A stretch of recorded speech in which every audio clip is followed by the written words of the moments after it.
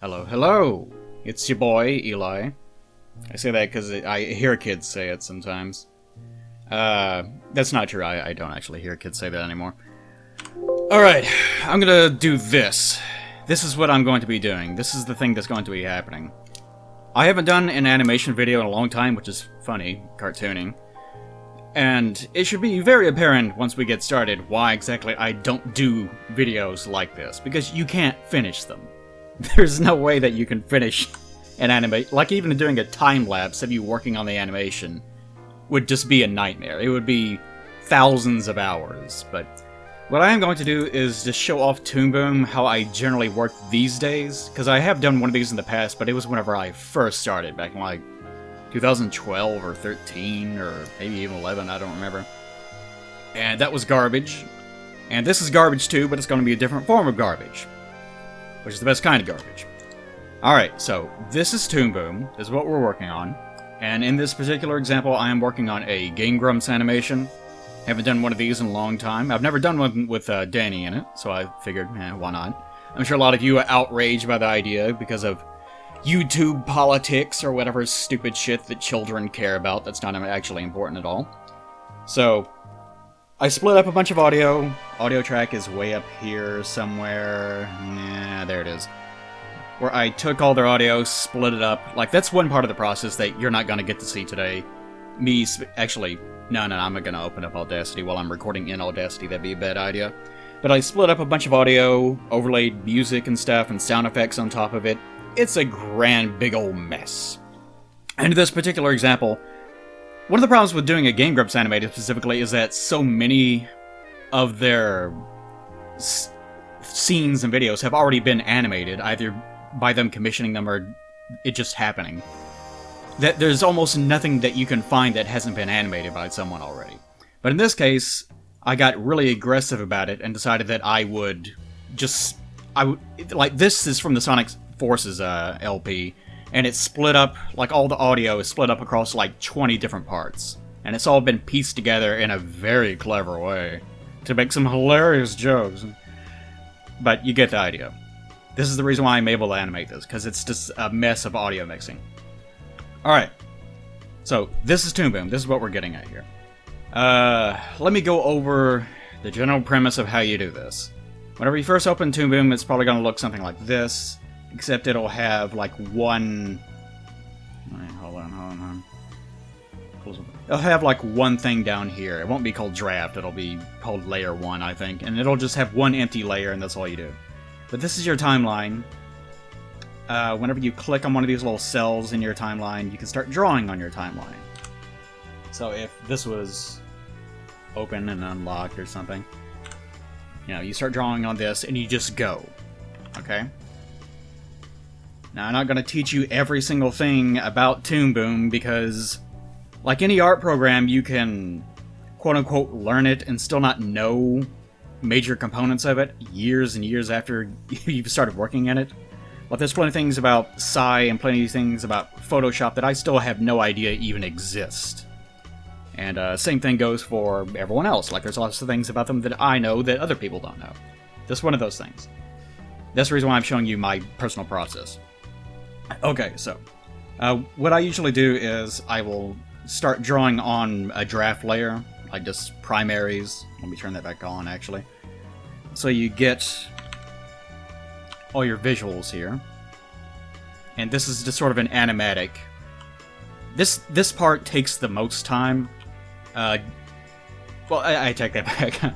It takes the most energy. Like, it takes the most, like, cerebral energy because it's extremely exhausting. It really slows you down because you have to try to be creative and you have to try to lay things out correctly and time everything to the audio. It's just a big mess.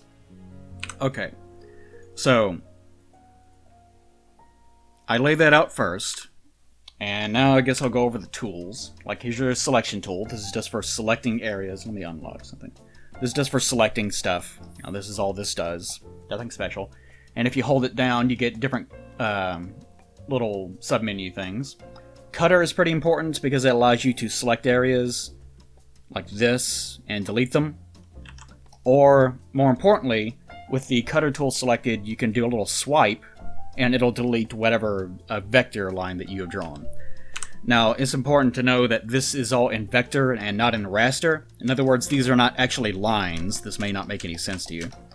But they're not actually lines, they're just mathematical coordinates that say, okay, a line needs to be rendered here from this point to this point, and it is going to have this particular, whatever mathematical term this is, this arc.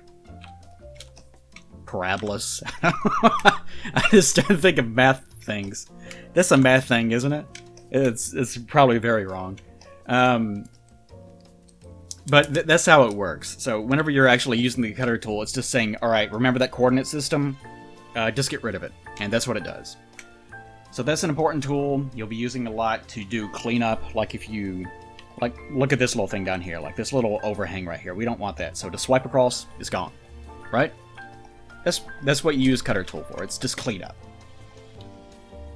This thing, I don't really use these pretty much at all, but the one I probably use the most in this one is probably the edit gradient texture thing.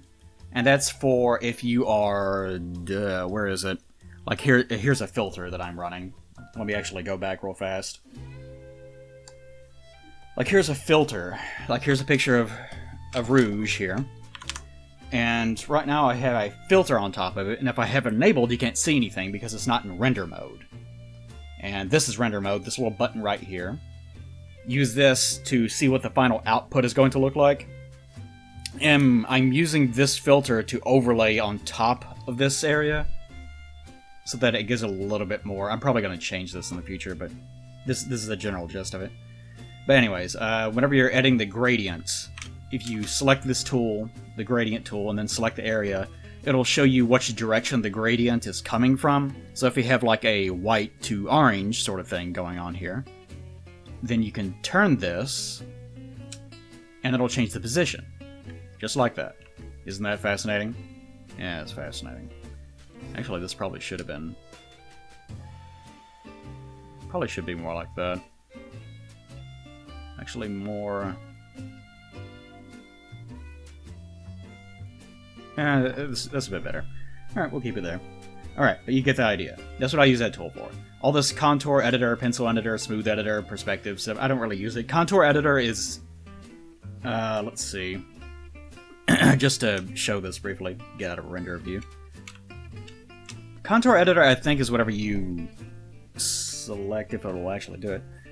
Yeah, you select this, and it'll actually show you the mathematical little coordinate system that I was talking about, where it has like stop and start points as far as the line that you've drawn, and you can actually grab them and move them, and you can alter the drawing that way. But you have to be very careful whenever you're doing it. So that's what that does.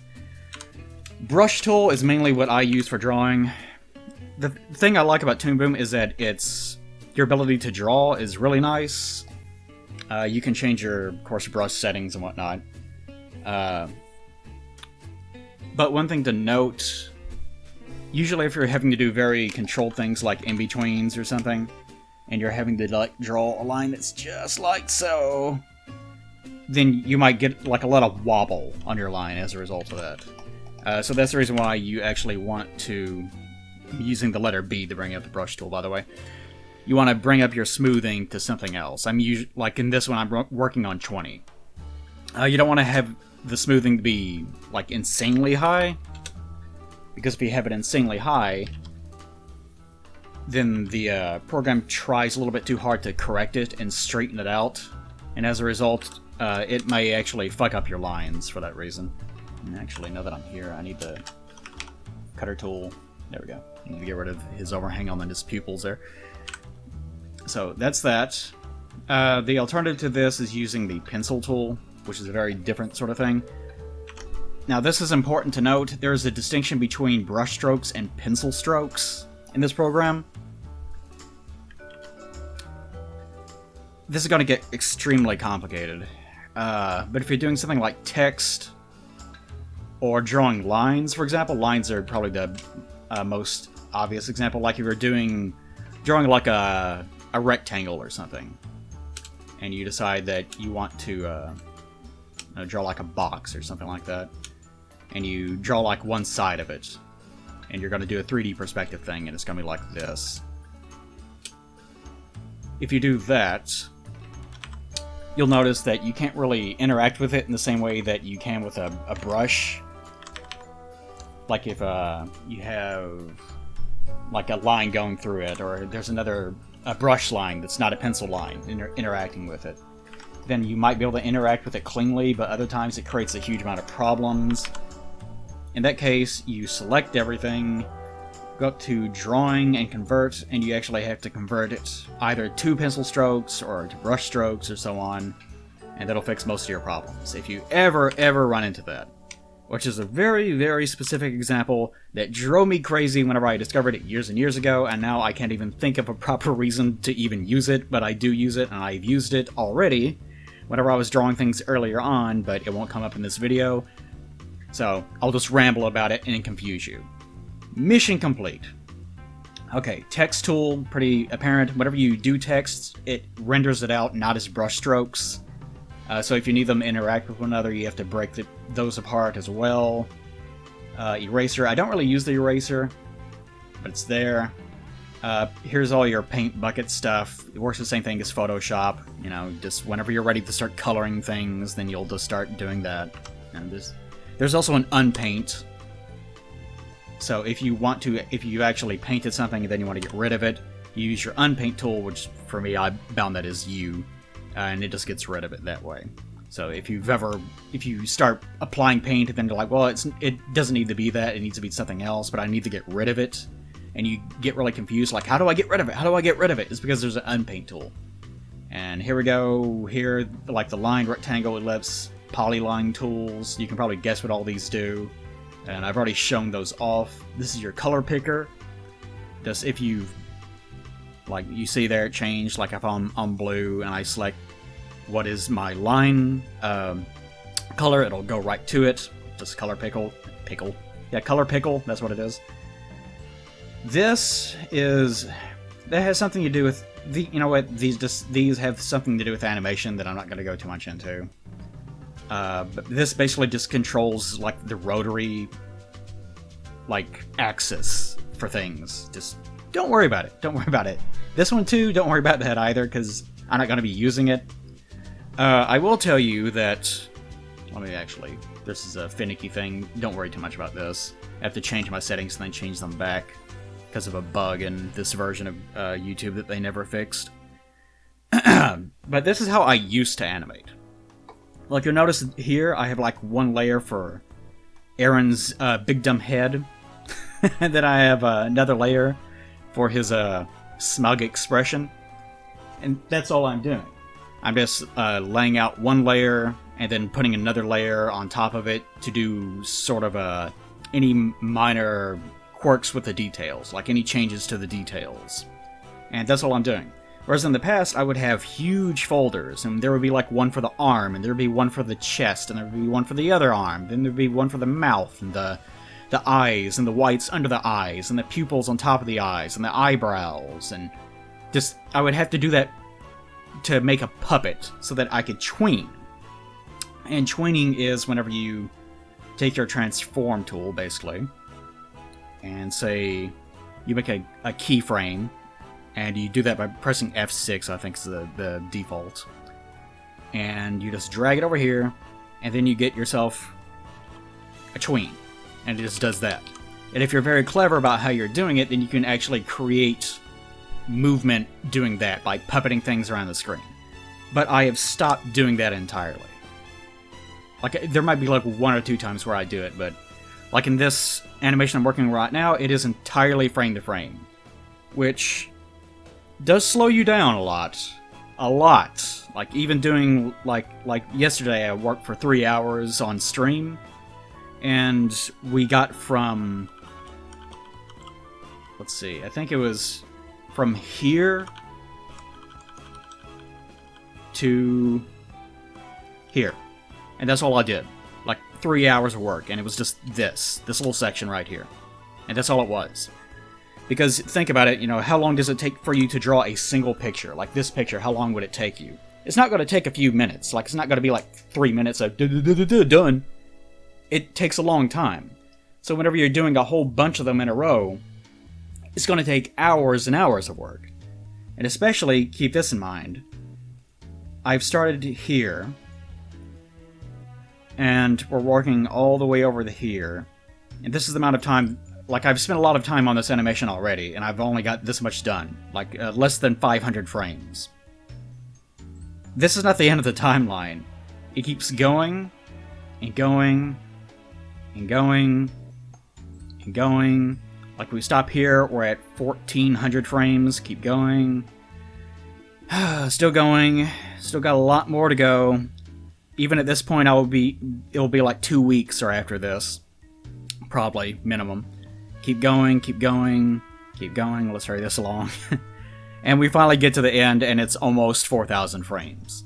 So it's gonna take me a long, long, long time to get done with this one. So all the ass-mad children that I have as fans sometimes that are like, he's not doing anything. I'm doing a lot of things, you just don't get to see them. That's the nature of animation. So if you want me to do other things alongside this, doing the Dark Souls part, doing art gripe videos or whatever, it takes time, especially whenever you have another life that's outside of the realm of just sitting inside of a chair all day, right? Anyways, more importantly, onion skin tool. This is essential for animation. Your onion skin tool, how do I explain this? The settings will differ. Like, I can't remember what the default settings are. I set mine up to where it doesn't show up as much so that I can actually see what the hell I'm doing. But I have it so that the next frame shows up as green and the prior frame shows up as red.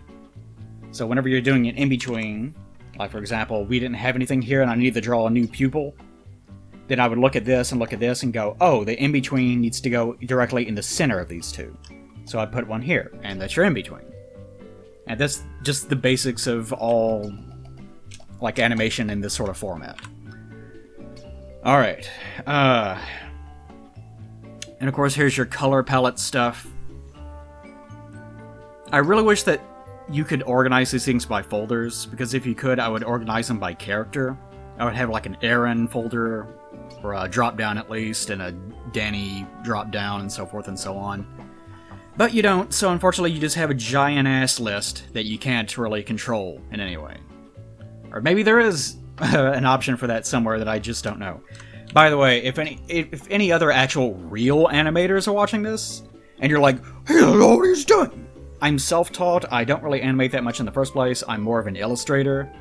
Anyone that's watching this video probably knows this already, but I'll mention it for you, in case anyone is morally outraged. I think I did another animation video where I was doing, I think it was sprite animation. It's like one of the little Twitch things that I was doing at the time, the little alerts. And there were like 1 or 2 people that were just morally outraged that I was trying to teach people how to do animation when I wasn't a super expert. Don't worry about it. Just don't worry about it. We're just trying to get information out there to get people interested in it. You know, that's okay. Nothing wrong with that. Okay. So this is all the basics of everything that I can think of off the top of my head. Like, this is as simple as it gets. Like, you have your ability to play things up here. I'll show you a little bit of this. Hold on. Hit Shift-M, and that'll bring you back to the default canvas layout. So everything out here is out of canvas. I should probably explain that. This is your canvas area. And it should be obvious what this is. If anything extends beyond this, it is not going to render. So you see these things at the bottom. Well, it's not drawn! You know, I'm sure there's like one guy. But you're not going to see this. So that's the reason why this is not complete. Because why would you draw it? It's not going to render, so... Anyways, anything outside of that, don't worry about it. There's something else that I'm going to show you in a bit that's going to be super fucking confusing, but we'll get to that in a second. But here, I'll play a little bit for you. Pumping out munitions for his war efforts. I wish I was pumping out munitions into Rouge. Hilarious. Okay, so you get the idea. Like, that's it in actual motion. And you'll wonder, how come his pupils are extended? I haven't painted this area yet, but I'm using Denny's secondary layer here to add things like blinking or like minor things like that. So his eyes will be covered up in that section, whereas you're seeing them in a weird way right now. So you get that. The mouth flaps are probably the most difficult part. I'm gonna look at that again. I wish I was pumping out munitions into Rouge. Now all my actually I need to get rid of that. All of my lip flaps are like custom. There's a very specific tool that's used in Toon Boom for lip flaps that's made for tweening and puppeting. So if you're doing something like the My Little Pony show or Teen Titans Go, or shows like that, where you always have the same character. You don't draw things like this. It's always the same exact character model, and it's just moving, like it's very flat. The perspective never changes. Things like that. Then having a tool like that is very useful. You would bring up a little window that has like a set of probably like 12 or something mouth flaps. I don't know the exact number. It depends on what you're doing, I guess. And it would be for different sounds, and you would just put them where you need them to be placed. And those would be the ones that you use forever. But I don't do it that way. Every single time that I draw a mouth flap, it is completely custom to a layer, because I am working entirely frame to frame. So, gonna ignore that completely. But it exists in case you ever were wondering about that. Okay, what I'm going to try to do here, and this is going to be morally outraging again, more importantly, it's going to be incredibly exhausting. I'm going to try to do a little bit of, like, you see what my draft is doing here. Dan is going to lean back up and start laughing because, unfortunately, Game Grumps, they laugh at every single thing they say, which makes it really hard to animate anything that they're doing because they're always laughing all the time.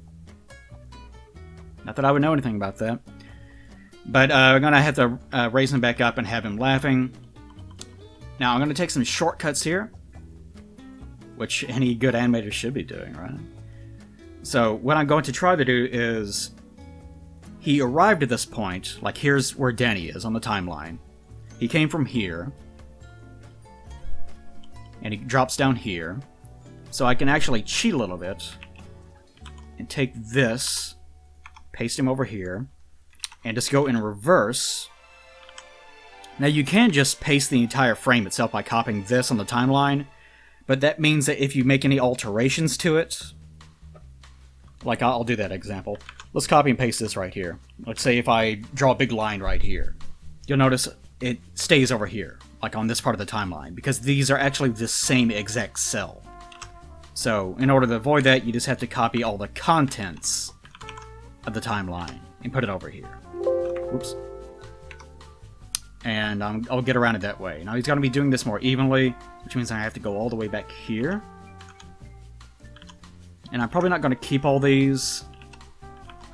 And I'm going to have to do things like change his eyes, and I'm going to have to change his like brow position and things like that. But we'll go all the way back to this point. Let's see, where did he start laughing? Okay, the sound for him laughing actually starts right here on this particular frame. So we're going to have to truncate this so that he's actually going from here to here, but it ends right here. You get it? Okay. Good, good, good. So right now it's like this, which looks smooth enough. I'm probably going to have to get rid of one of these frames. So I'll probably, since this is going to be much faster, I'll probably get rid of this one. And I'm looking for any ones that look like they wouldn't contain as much information. Like that one I might be able to get rid of. And this is animating on 2s right now, but I can drop this down to 1s if I wanted to. If you hear someone say they're animating by 3s or 4s or 2s or 1s, they're talking about the space that each frame gets on the timeline. I'm animating at 24 frames per second right now, which is probably the lowest you can actually get away with. You can animate by 30, you can animate by 60 if you want to go completely insane and kill your family. Wouldn't recommend doing that, though. Killing your family. But this is animating by 2s right now. And we still need to get it down to here on this frame. So I'm going to try to pull this over into ones, and we'll see what happens. I might be able to get away with it. So that ends exactly where we want it to. So we'll have something like that. Now, because that's animated by ones, that looks way faster and smoother looking than the rest of the animation does. But that's probably okay. I can probably get away with doing that. And I need to change it so that his eyes are closing in this scene instead of reopening the way that they are here. So remember, these are all unique frames, so I don't have to worry about changing something on this, changing like this. So we can change whatever we want to. And here's the part where we start having quote-unquote fun of actually doing our in-betweens and whatnot. So this is the actual animation part of the animation video. And I'll try not to hit my mic because I didn't adjust it correctly before I started. But here's what we're going to do. We have, this is our start frame. This is our end frame. Actually, probably our second end frame. No, we'll say this is our final one. So we're going to say this is our keyframe. Like, this is a keyframe. I don't actually have to insert a keyframe here, but I just wanted to have a marker. And this is our other keyframe. And we have 1, 2, 3, 4. I think I actually want a secondary one. Let me actually... I think I might actually draw an entirely new frame right here at the very end. I really don't have time to do that right now. But there does need to be one right here. So I might be able to get away with doing this very, very fast. I'll fix this up in post. I'll say it that way. But it's probably going to look something like that. Let me actually follow. Yeah, I can probably get away with something like this. I'm going to have to do a lot of touch-ups on this after I'm done with it, so this is not going to look quite right. But I'm doing this mainly for the sake of showing it off. Like, trying to see how it rolls down. Like, you can see how it rolls. How Danny's head is rolling here. Probably does need to go over a little bit more. But this is one of those things you have to do it by eye. I'm trying to do this as fast as I can. It's probably not going to look quite right. Yeah, that looks alright, I guess. Alright. But that solves my problem. I needed to have that be a keyframe there. So let's get rid of his facial expressions here on this particular frame.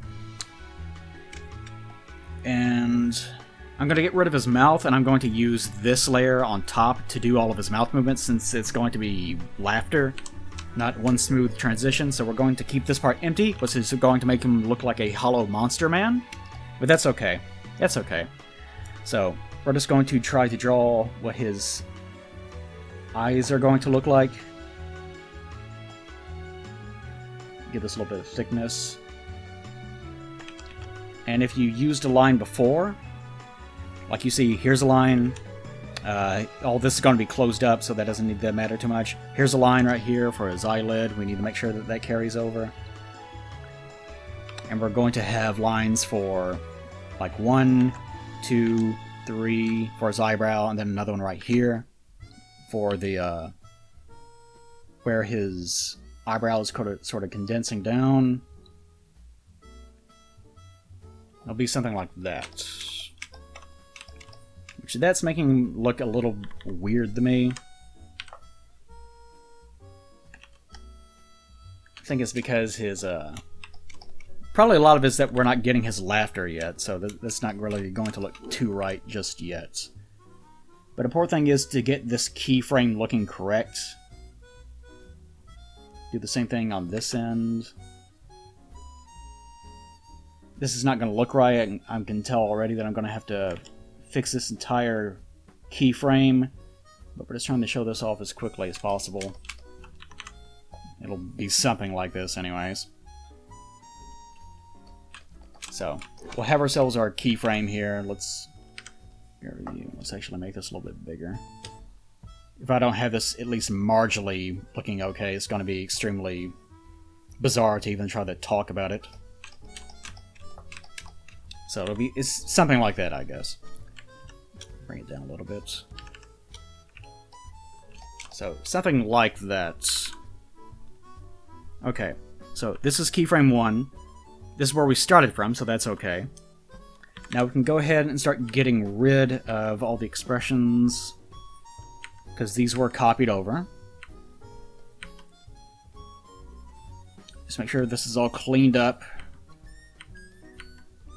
Since we're reusing these frames, you can just pretend that I drew all these in the space of a few seconds.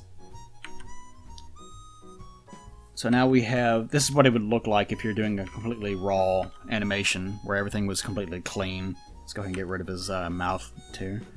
Forgot about that. The other ones didn't have it because they were also using the top layer. Whoops. That needs to stay there. Need to lock that, actually. Make sure I don't accidentally delete anything on it. Alright. So here is keyframe 1. And here's the final keyframe. So what we need to do now, if we're animating this, is to do whatever is in the middle. And this is in-betweening, or creating another keyframe. So we would actually look at this frame and draw whatever's in between them. And to make this simpler, I will copy this over. I'm going to get rid of that. Copy these two so they're right next to one another.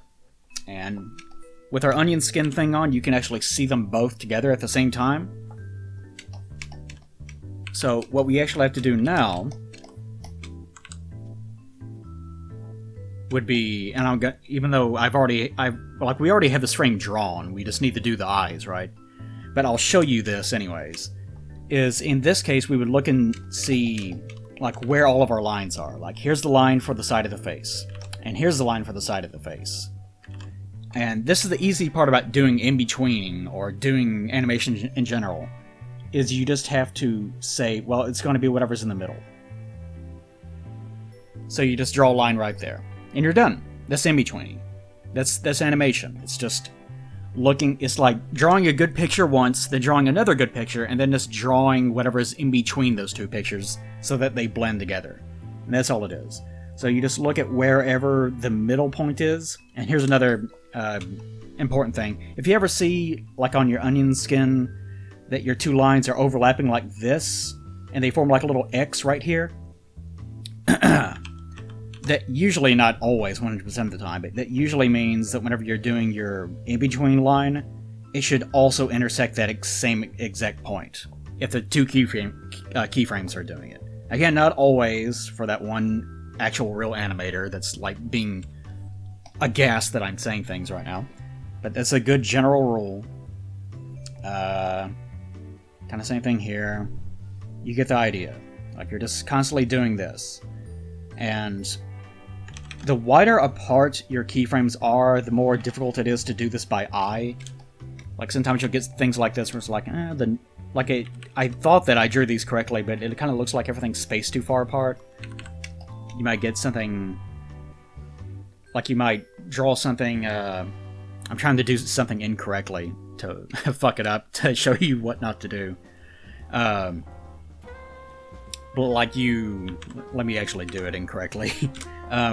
Like you draw the in-between line here, and then you do this down here, and you say, well, it looks like it needs to go right here. Like this is too far over. And then you look at it whenever you're finally done, you're like, wow, his chin looks really huge in this one frame for some reason.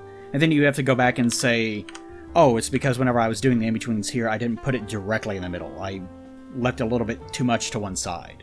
And then you fix it, and then problem solved, right? Okay, so the only thing we actually need here is the in-between of his eyes. And this is not going to look 100% correct. This is probably extremely difficult. It's not something I'd really recommend doing. But this will give us a good starting point. I think his eyebrow is going to have sort of an in-between right here. And let's see, his eyebrow down here is like this.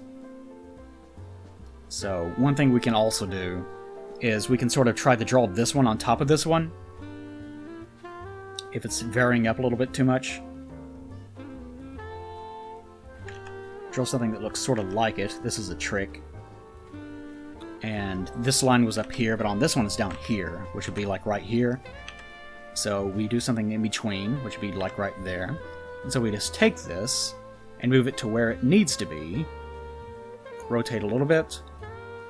And that's probably where it's going to be on the in-between. Right? Alright.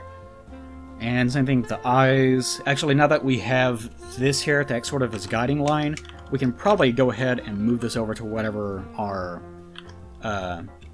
in-between was. I'm thinking, was that it? 1, 2, 3, 4. This should have been it. But as you can see, it doesn't align perfectly to where it needs to be. But it was almost there.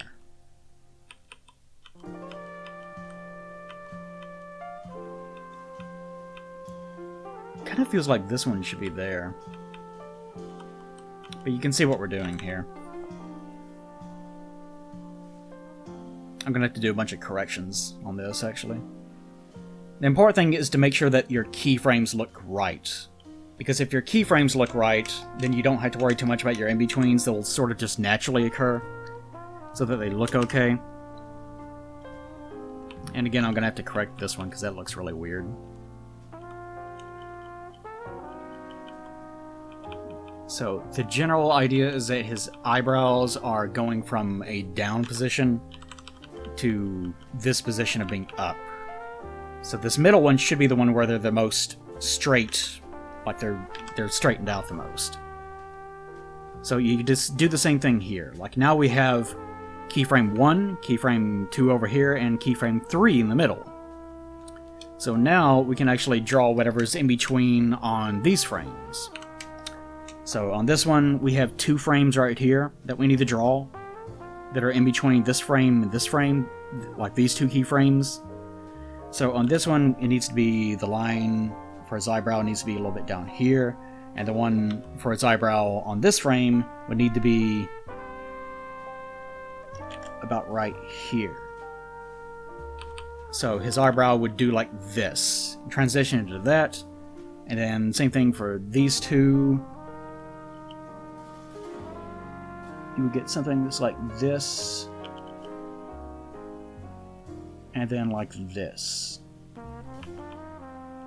Now, I didn't complete any of these, obviously, but you can see what's happening. And that's just how you do animation. Like, it's actually very easy if you kind of just take it to a logical progression. Like, there's not too much to worry about in regards to that. But that's the general gist of just how you do animation.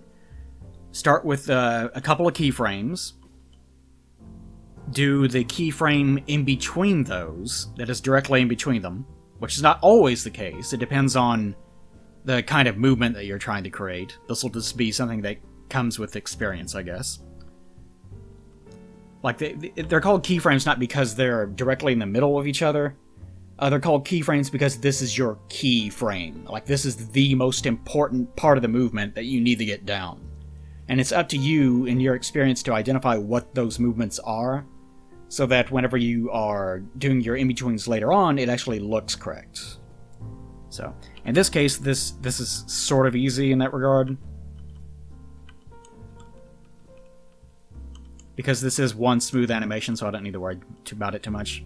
I'm probably going to have a bob frame on the end of this, which will be basically just this frame, except his hair will do like this, whoop, and then come right back to itself, to where the line is almost exactly the same, except it gives the illusion of it sort of bobbing to one side to add a little bit more movement. And I've done this on a couple of other frames, but I'm done with that example, so I don't need to worry too much about that. We'll keep this for the time being, because that's mainly just what I wanted to show. Like, there's some here of Aaron talking, where... Actually, hold on. I think it's his hair.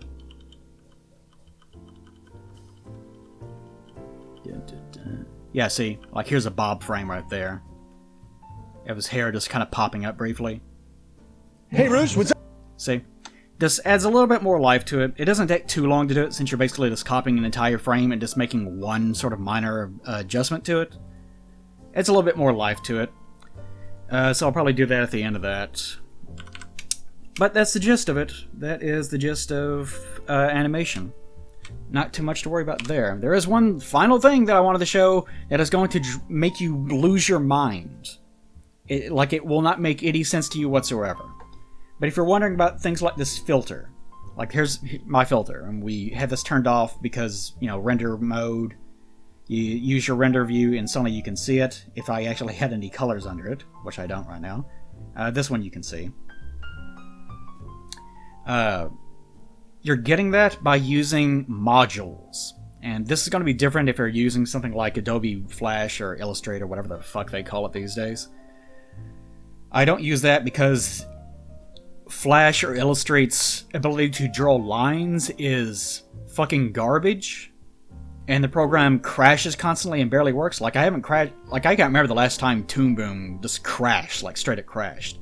There's less things this program can't do that Illustrate can do, and people just used Flash for so long it's become a standard. But honestly, Toon Boom is a much better program. There's not much reason for you to be using Flash if you're starting out, unless you're just afraid people won't be able to use it or accept it or whatever.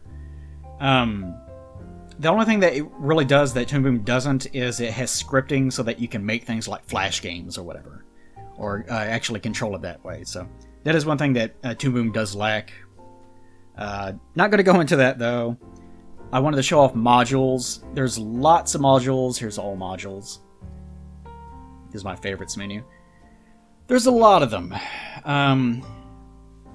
Gosh, more importantly, this took me a long time to get into because it's very complicated. But here's our color thing, and I have it set up this way. Go to your network view, and yeah, you can already see this is going to turn into a mess. But here's all your folders and layers, and here's your composite that's compositing all of them together. This is your write and display module. Don't have to worry about those too much. But if you're going to say, place a filter to create this multiply effect into this dance suggestive folder, like my scene number 4, we would go into it, hitting our little arrow key over there. This brings us to that folder. I'm sure a lot of you are like, what the fuck is this right now? I'm never going to use this. You're eventually going to use it, unfortunately. You have to. It just took me a long time to start bothering with it. So you would have this. And to create your filter, in this case, or even something like a camera. I actually need to make a camera. I haven't done that yet. Let me do that real fast. Make ourselves a camera. Hit our little plus tool. You can make a color card, a drawing, a group, a peg, whatever. We're going to make ourselves a camera down here. And I think making a camera, if I remember correctly, is a little bit different. Let's go back to our root menu. Here's our camera. I need to make a peg for this, actually. And you can tell what a mess this is. So we'll take our module for our peg, drag it down here. Link peg to camera. I think this is how it works. I can't remember. And then link this to our composites. And where did it go? This is the problem I have with the module system. It's either this... I can't remember which order it goes in. Maybe it's this and then... No, it links it to the bottom one way or the other, so it actually has to be to composite. It just got lost in a folder somewhere, I'm sure. It's probably... Yep, it put it in the fucking intro folder for some bizarre reason. It needs to go down here. Okay, but there's our camera. I'll show you what the camera does briefly. Get out of render mode. The camera is what you would think it is. Get all filter. Like if you do a keyframe for your camera and then animate it like you would a picture, you can change the position of where your camera is looking so that you don't actually have to change the whole animation if you're doing pans or things like that. So that's what that does. That's how you make a camera. You make a peg and then use the camera. Whereas if you're doing something like this filter layer, what you actually do is, if I can get back to it, number 4, there it is. You would first make a layer, make a new layer, a new drawing, and then put like your gradient on top of it, which I'll do by, I'll just draw myself a little box here real fast. Go over to my colors, use my paint tool, and just use my little filters I made. By the way, this is how you make a filter, or this is how you make a gradient, sorry. It doesn't have to be a gradient, it can be a solid color, it doesn't actually matter. But you do gradient, I use multi-wheel mode in this case. And you just select it, it's just like Photoshop, it's the same exact thing. And you just make it that way. And then once you have it where you want it to be made at, you just paste it in there. If you want to adjust your gradient texture or whatever, you can do it this way, it doesn't matter. And that's all you're going to see for the time being. So you have to go to your network, and it's not composite, it's blending. Blending is the one that controls things like multiply, like all these do something different. Like every single one of them does something that is unique and important in some minor circumstance, but this is just how I'm working in this particular one. Like you look at all this and you go, this is so much to take in, I can't do it. I'm only using like one of these. Like I'm using the camera maybe, I may not even use the camera. But I'm just using blending and that's it. So we'll just drag this over here, our blending module, into the network, and put it there. And what was our drawing? Yeah, this is the one that we just made. We've already made one, so it doesn't really matter. But so in this case, you'll see how it's laid out. You can sort of see the logic of this, but we want to, like this, the drawing is going to my composite, and this is the output. So we need to take this off and put it on my little blending thing that we just made, our blending module. And that makes it so that this drawing has to go through whatever this thing is doing before it outputs to whatever we're going to drag it to. And we could drag this to anything, but we're going to drag it to our composite for our final blend. So you can see the logic. Input, which goes to everything, doesn't matter, goes to your drawing, which is going to be the thing that you drew. In this case, it's going to be, like it could be anything, it'd just be a line. Let's go ahead and, like it could just be a bunch of lines, like that. It doesn't matter. And then it goes into our little blending thing here, and then it goes to our composite. But we're not done, because if we go to our render view, we'll see that it doesn't do anything. What we're seeing here is just the lines with the this drawing itself under it. It's not actually blending with anything. And since we don't actually have anything under this, I can't really show it correctly, so let's go back to our other folder real fast. And right here. Like in this case... Whoop. There we go. Here's our little... sorry. Number 3. Go into this dragon. Okay, here we go. Inputs. Filter 1. I did this. This was copied, so this is why it has underscore 1 on it. Okay, so here's our multiply. Okay, so here's the drawing that we made. Here's our blending thing that we did. And you press your little cube here, the little yellow cube, and it'll bring this up. And you see right now it's on multiply for its blend. It starts on normal, so you get something that looks like this. This is what I was trying to show. So this is what its default is, and you're wondering, how come it's not doing anything? Like, whenever I render it out, it just looks like a big block, and it's because of this. But if you go into your little options here, like click your little yellow box, or you can also do it here, like click on this, and it'll do the same thing, I think, yeah. If you do that, then you can change your blending mode. And this is just like Photoshop or Side. You can change it to multiply, screen, lighten, darken. You just have to pick whatever it is that you're trying to do. And you're going to get a lot of different effects. But for my sakes right now, I was just using multiply. I might change this up in the future. Although most of them you can see are not going to look natural. They're just very particular filters that are used. That looks super cool. Her color palette right here looks really cool. Sorry, sidetrack. But you get the idea. Like, they all do something slightly different, and multiply probably looks the best out of all of them as far as making it look like natural scene lighting. And we're done with that. So we'll just keep this on... Come on. We'll keep it on multiply. And have it look like that. Even this is probably a little bit too dramatic. I'll probably lighten this up a little bit in the future. But you get the idea. I think even if you... Like, if you hit this little button here, you'll get even more little details that you can look at. XY coordinates. I don't think this one has any drop-down modifiers or anything. But you get the idea. This is how you get your little effects. So that whenever the final output gets rendered, you're going to see it this way. And you don't have to use that, but this is something to be aware that it exists. So if you're wondering, how come it looks like this now? How come he's getting a uniform... Like, if you've ever seen me do a Psy painting... like I would ever paint... if you ever see me do a Psy drawing, then you'll see me do this at the very end. I'll usually make a single multiplier layer and put like a very, very, very light orange on top of it.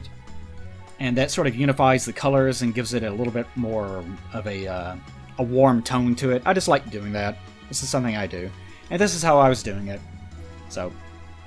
That's that. That's what I'm doing in regards to that. I probably spent too much time talking about it.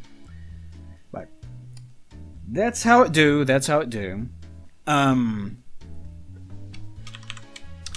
think that's the general gist of how everything works. And this is, yeah, it's already turned on. Okay. But for the time being, you have to keep these turned off or else you can't see what the hell you're doing. Unless you're working in render view. But you can't work in render view because this is taking so much processing power to render everything that's going on all the time, that it slows you down to the point where you can't actually see what you're doing. So you just have to work with the normal view, OpenGL view is what it's actually called, and just keep all your like filters and modules and stuff turned off. If I was really smart, I would just keep all these contained to one folder and just change what the drawing was inside of them, but I wanted a little bit more control, which I probably won't even need, so it doesn't matter either way. Alright. But that's the gist of it. That's how it do. I guess for this final bit, I'll show you... I'll do a little spoiler for all you people. Are these turned off? I've done this on stream, so everyone on stream has already seen this, so it doesn't matter one way or the other. But I'll let you see what we've done so far. And then I'll end it there, I guess. So... And unfortunately, whenever you start playing this, it takes a while to get everything going. Tits. Bat tits. Alright. Knuckles, can you hear me? Damn. Rouge. Rouge? You talking to Rouge? Hey, Rouge, what's up? Our intel indicates Eggman's got a weapons factory in Green Hill, pumping out munitions for his war effort. I wish I was pumping out munitions into Rouge. And that's it. That's all we have. And it's going to be almost 4,000 frames of that. Oh, no. So it's going to be a while. But that's the gist of how animation works. I thought I'd do one little video like this just to show you how it's done. Even though it ends up spoiling a whole bunch of stuff in the process. Alright, if you have any questions about animation in general, I guess you can ask me, but it's not like I'm an expert, but I'm here, I guess. And I will ignore all your questions. Yes, I will. Alright, but look forward to seeing this video, I guess, in 5 months. I don't actually know. It'll be a long time, though.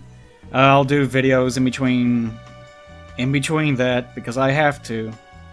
I'll do some more art gripes and stuff, but this is the gist of it. It just takes a long time to get everything rolling. It's not that hard. I've actually thought about the idea of hiring people on to do stuff like my little in-betweens. But there's a number of problems with that. One is that usually in animation, whenever you're doing like corporate industrial stuff, they'll use uniform lines. Like this is mainly what the pencil is for. You just get uniformity. It doesn't really matter how much pressure that you're applying or whatever, for the most part. You're going to get something, depending on what your settings are. I have fucked up my pencil settings so that I actually do get more variance, but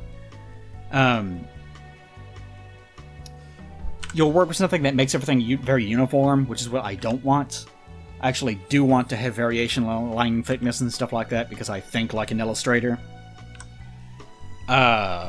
So if I brought someone on and hired them to do in-betweens, then I might get a problem of the keyframes look fine, but the in-betweens look really drastically different because the other person is not used to drawing the same way that I am.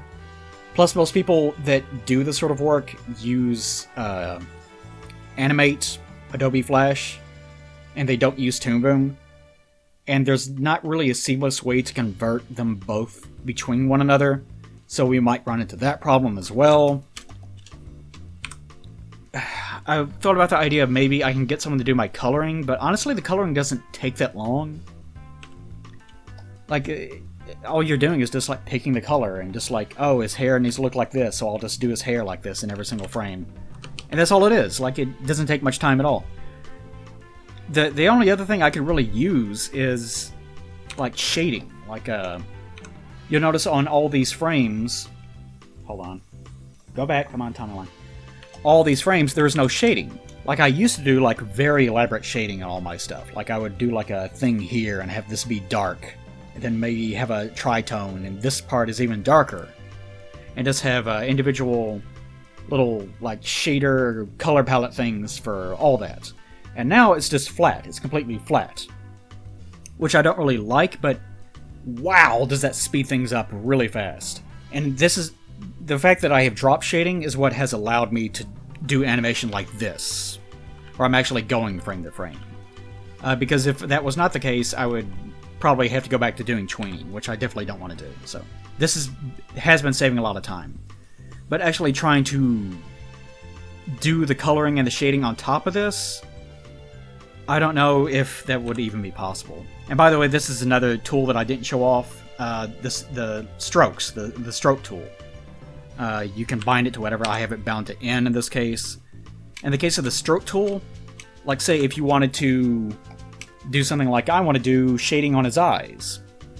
Like his face looks like, I don't know, just use a generic skin tone. Like his face looks like this, and you want to do like make his eyes darker, make like his nose darker. Let's do his nose right here. You want to make this area around his nose darker. So you do that, it's like, well, it paints everything. I can't do anything with it. So you start drawing a line, and you're like, well, I want this area to be there. And I want to paint his nose like this, so I'll just get rid of the line. But then you notice, like in some circumstances, like, oh, it's not seamless. Like here, like you're getting... because that's where the line was, so it didn't paint this area and stuff like that. You get around all these problems by doing the stroke tool. Bring up your stroke tool right there, and what this does is it allows you to draw a line without actually drawing a line. It allows you to draw a vector, sort of container area. So you do like that, and it'll bring up a message. You have added a stroke to the drawing, but it will not be visible unless you activate Show Strokes in the View menu. And you do that, I think, with the letter K. That's what it's on mine.